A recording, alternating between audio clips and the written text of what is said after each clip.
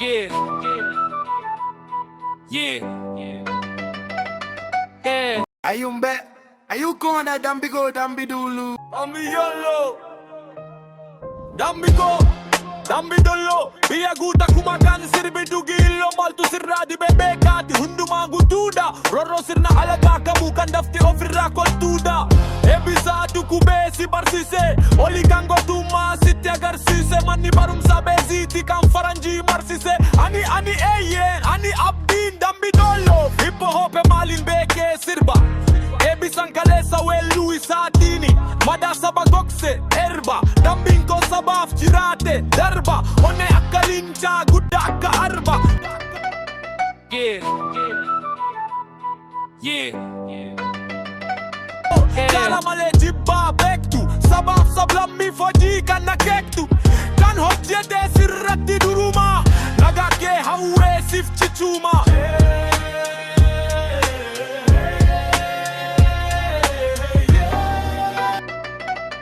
Yeah.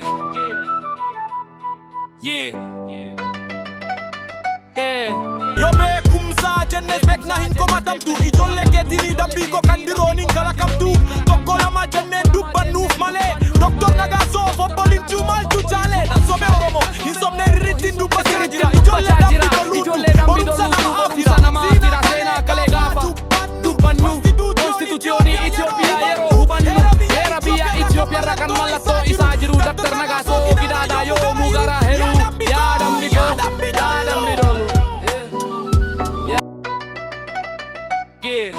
Dambi jechuun yoo hin beekne akkasiif galuun sittin himaa. Eebbisaa addunyaa maayikiroofoonii hundee diinaa raasee gitaaraa isaatiin qabsoo sabaa golaa gadi yaasee oli kaan dingil qawwee isaatiin diina mulluu taasisee leencoo latas sagalee isaatiin parlamaaf chaartera raasisee. Dambi dolloon empaayer darbiif harkaa hin laanne imaanaa sabaa Oromoo takkaa hin nyaanne nuti biyyattii kanaafuu sichi bu'aa guddaa taana malee ormi yoom takkaa nu chaalee.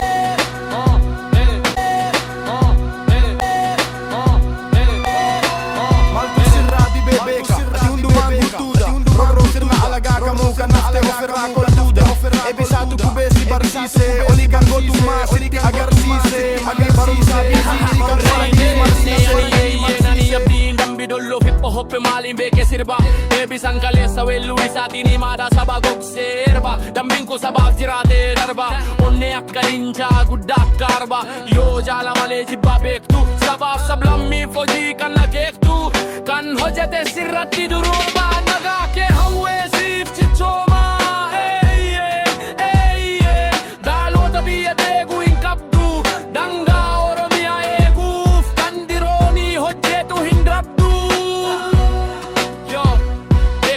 Jennes beekna hin komatamtu ijoollee keetiin dambiiko kan dirooniin kalakamtu tokko lama jenneen dubbannuuf malee Dr. Nagaasoo obbolinchuu maaltu chaale Nansome Oromoo hin sobne sirritti dubbachaa jira ijoollee dambidoluutu borumsa nama afira seenaa kalee gaafa dubbannu konstituutiyoonii